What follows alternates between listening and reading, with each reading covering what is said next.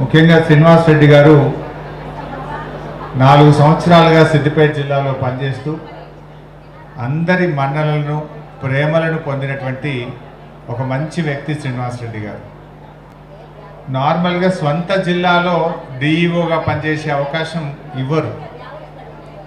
ఆ రోజు బీఆర్ఎస్ ప్రభుత్వంలో నేను ముఖ్యమంత్రి గారి దృష్టికి తీసుకువెళ్ళి మా సిద్దిపేట ముద్దుబిడ్డ, మా తిమ్మాయిపల్లి ముద్దుబిడ్డ, మా జిల్లాలో అవకాశం ఇస్తే మంచి సేవలు అందిస్తారని చెప్పి ఆ రోజు సబితా ఇంద్రారెడ్డి గారితో మాట్లాడి సిద్దిపేట డిఈఓగా వారికి అవకాశం ఇప్పించడం జరిగింది. దాదాపు 4 సంవత్సరాలు స్వంత జిల్లాలో సేవలు అందించేటువంటి అవకాశం బహుశా చాలా కొద్ది మంది డిఈఓలకే దొరుకుతుంది. అందులో ఒకడు మన శ్రీనివాస్ రెడ్డి గారు. ఇంకా గొప్ప విషయం ఏంటంటే నాకు ఆయన మీద ఎందుకు ఎక్కువ ప్రేమ అంటే 10వ తరగతి పరీక్షా ఫలితాల్లో మా సిద్దిపేట జిల్లా ఫస్ట్ ఉండాలి, మంచి మార్కులు రావాలి, మంచి ర్యాంకు రావాలి సిద్దిపేట జిల్లాకని ఎవ్రీ ఇయర్ నేను ప్రయత్నం చేస్తూ ఉంటాను. దాదాపు వరుసగా 6 సంవత్సరాలు 10వ తరగతి పరీక్షా ఫలితాల్లో సిద్దిపేట జిల్లా అగ్రగామిగా నిలిచింది.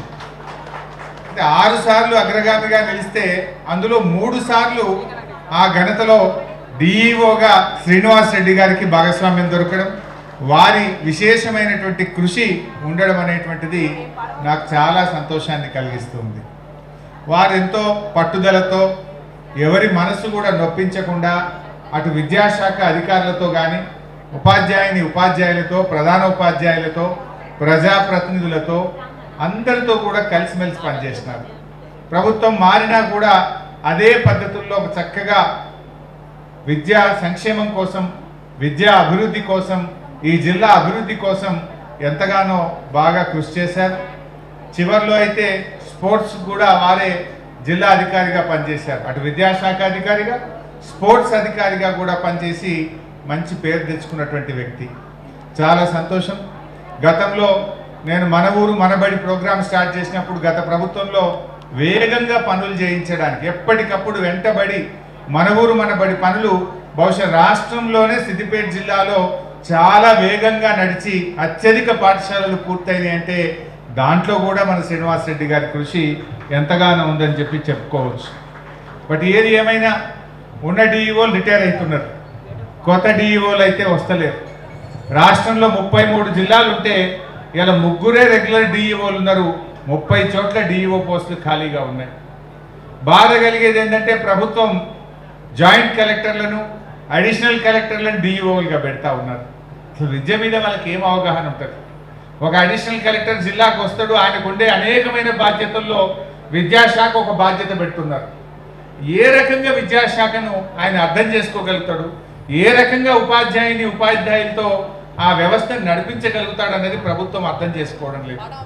చాలా జిల్లాల్లో జెడ్పీ సిఈఓలను, అడిషనల్ కలెక్టర్లను, ఐఏఎస్ అధికారులను డిఈఓలుగా పెట్టడం ద్వారా చాలా ఇబ్బందులు వస్తూ ఉన్నాయి.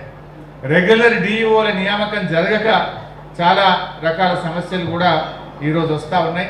ప్రభుత్వం కూడా ఆలోచించి వెంటనే రెగ్యులర్ డిఈఓలను నియామకం చేయాలని చెప్పి కూడా నేను ఈ సందర్భంగా కోరుతా ఉన్నా. మరి అదేవిధంగా మనకు స్కావెంజర్ని ఇస్తున్నామన్నారు కానీ గత సంవత్సరం 4 నెలల డబ్బులు రాలి, ఈ సంవత్సరము 4 నెలల డబ్బులు రానటువంటి పరిస్థితి. ముఖ్యంగా ఈ బరువు అంత ఎవరి మీద పడుతుందంటే ప్రధాన ఉపాధ్యాయుల మీద, మా ఉపాధ్యాయుల మీద పడుతున్నటువంటి పరిస్థితి ఉన్నది. మన ఊరు మనబడి అర్ధాంతరంగా ఆపడం, ప్రత్యామ్నాయం లేదు. పేరు మార్చుకో, దాంట్లో ఏమి ఎవరి పేరు లేదు, మన ఊరు మనబడే ఉంది.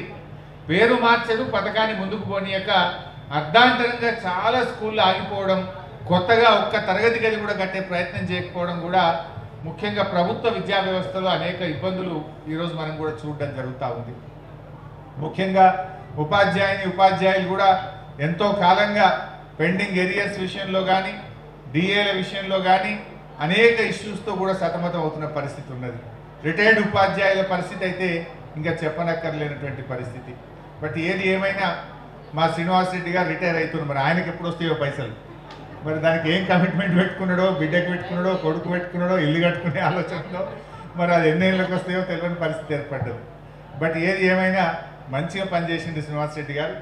చాలా మంచి అధికారిగా అందరి ప్రేమ అభిమానాలు చూరగొన్నారు. ఆయన అదృష్టం కొత్త జిల్లాలు ఏర్పడి ఇలా సిద్దిపేట జిల్లా కాకపోతే ఆయనకు డిఈఓ అయ్యే అవకాశాలు తక్కువ ఉండు. పాత 10 జిల్లాలే ఉంటే ఎక్కడ అవకాశం ఉంటుండే. 33 జిల్లాలు కావడం వల్ల చాలామందికి డిఈఓలుగా పనిచేసే అవకాశం దొరికింది. క్లోజ్ మానిటరింగ్ దొరికింది.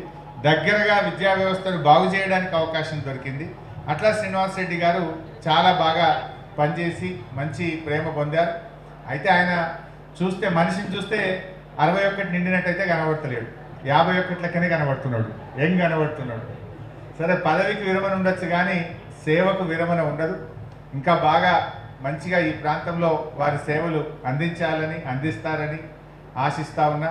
మరి ఖానాపూర్లో పుట్టి పెరిగిండు, తిమ్మాయిపల్లి ముద్దుబిడ్డ, సిద్దిపేట జిల్లాకు సేవలు అందించి ముఖ్యంగా మన సిద్దిపేట నియోజకవర్గానికిలో ఎంతో ఆత్మీయత పొందినటువంటి వ్యక్తిగా ఆయన భవిష్యత్ అంతా కూడా ఇంకా మంచిగా ఉండాలని, ఆయురారోగ్యాలతో మంచి ఆరోగ్యంతో నిండు నూరేళ్ళు చల్లగా ఉండాలని ఆ భగవంతుని ప్రార్థిస్తూ అందరికీ నమస్కారం.